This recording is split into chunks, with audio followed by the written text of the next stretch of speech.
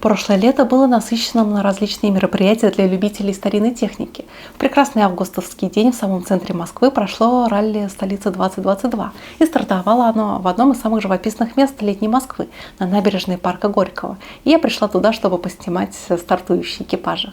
А начну я свой рассказ об участниках ралли с машины, которая больше всего меня удивила. И согласитесь, что сейчас, что и во времена своей молодости, такой автомобиль смотрится очень необычно. Необычен и сам стиль. Тут явный намек на стиль стримлайн. И так назывался псевдоаэродинамичный стиль дизайна автомобилей 30-40-х годов. Уже тогда основные производители автомобилей поняли, что ради уменьшения потребления топлива и более эффективного использования мощности двигателя необходимо прибегать к аэродинамическим уловкам. Ах да, я забыла вам рассказать про марку этой машины. Это Татра 87, родом из Чехословакии. И на конвейере этот автомобиль, который больше похож на самолет, находился довольно долго, с 1936 года по 50-й. А тип кузова у него седан.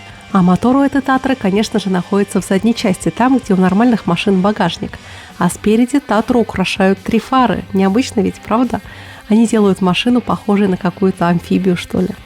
И напомню, что это Татра, и как у более крупных ее собратьев, у нее хребтовая рама и V-образный двигатель воздушного охлаждения. Собственно, для этого воздушного охлаждения по бортам машины нужны развитые жабры, что внешне машину еще более роднит с земноводными. Говорят, что именно такую машину подарили дочери Сталина Светлане.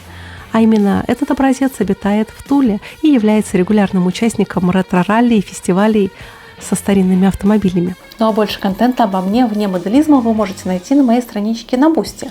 Ссылочка будет в описании. И спасибо всем, кто поддерживает меня через функцию спонсорства на YouTube, а также в донатах в ВК и на Бусти. А следующий участник – это Лянча Бетта. Это нечастый гость отечественных дорог. А такие наклейки в виде итальянского флага придают внешнему виду автомобиля спортивного флера. Бетта – это первая модель, которую создали инженеры Лянча под предводительством итальянского гиганта Fiat. Собственно, поэтому выбор силовой установки был предопределен. Агрегат в моторном отсеке стоит от фирмы Fiat поперечно. И несмотря на изящность форм кузова, автомобили не славились надежностью и быстро ржавели. А известный телеведущий Джереми Кларксон нелестно высказался о толщине металла машины. Он сказал так: форма кузова могла меняться в зависимости от скорости ветра. А для многих Лянча – это прежде всего непобедимый раллийный чемпион Стратос. Но тем не менее, такие одновременно невзрачные и одновременно элегантные автомобили составляли основу модельного ряда. В летописи советского автомобильного спорта также есть немало славных страниц.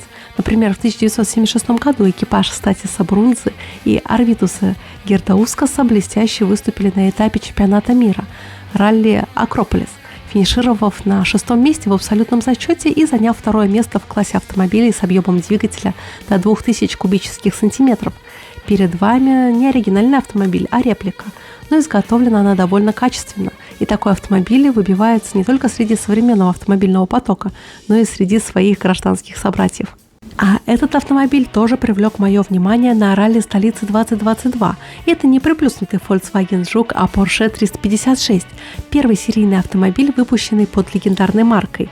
И после опыта постройки самоходных противотанковых орудий и сверхтяжелых танков господин Порше совместно с одноименной фирмой переработали народные автомобили в элегантное купе, которое также продавалось и в кузове кабриолет. А впоследствии заднемоторная компоновка и задняя ведущая ось станут классическим признаком продукции фирмы Порше.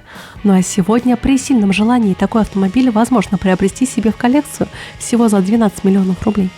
Audi 100 купе – еще один немец на ралли «Столицы 2022». Хоть этот автомобиль и вышел довольно солидным тиражом в 30 тысяч экземпляров, но все равно привлекает своим видом мой взгляд. Это детище специалистов из Ингольштата мне чем-то напоминает работу итальянских дизайнеров, что логично, ведь назначение этого автомобиля – дальние путешествия или же гран-туризма. Да, у капиталистов были и есть свои понятия, какие машины нужны для дальних поездок. Но согласитесь, что сам дизайн, да и цвет автомобиля красивые, и хочется наслаждаться видом этой Audi. А это еще один итальянец Fiat 124 Spider, и не путать его с более современной реинкарнацией. Современный Fiat 124 имеет мало общего со своим предком, разве только что тип кузова и название. И забавно, что этот автомобиль прямой родственник наших копеек. Думаю, индекс 124 многие узнали. То есть этот кабриолет – более люксовая версия Fiat 124, который лег в основу ВАЗ-2101. И вот такая незамысловатая родословная у спортивного кабриолета. Мерседесов на ралли было огромное количество, но сейчас мы остановимся на этом образце. Mercedes 300 Adenauer, автомобиль и канцлер, по-настоящему железный канцлер, роскошный люксовый седан 50-х годов. В настоящее время в России сохранилось всего 2 подобных автомобиля, и один из них перед вами. Мне особенно нравится благородный вишневый цвет Мерседеса. Этакий послевоенный S-класс. Вернемся к Porsche. Помните маленького 356?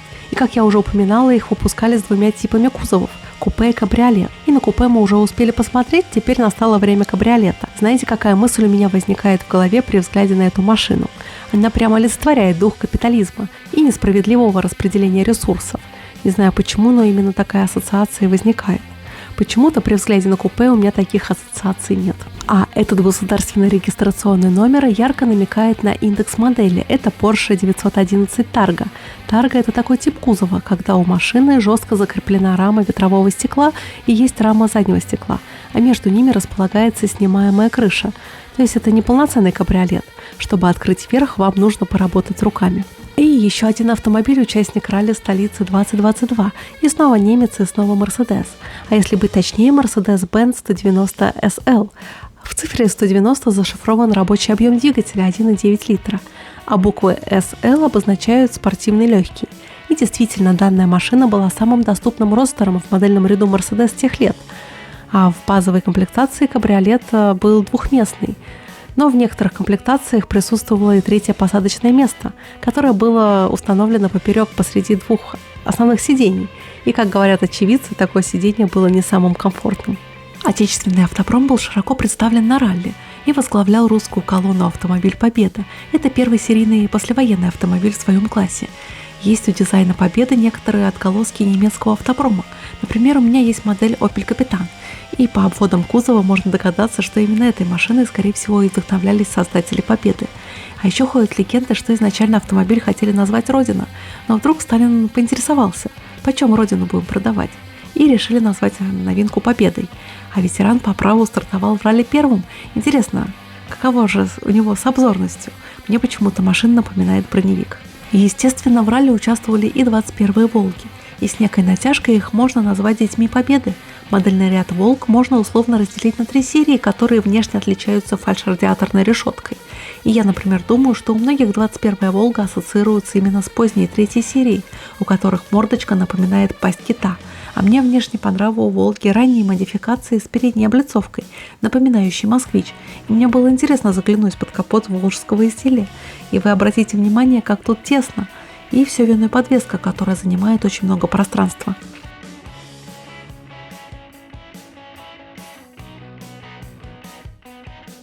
И вот такой у меня получился репортаж о ретро-ралли. Если вы хотите больше подобных видео, то голосуйте лайком, комментарием и рассказывайте о моих видео своих друзьям.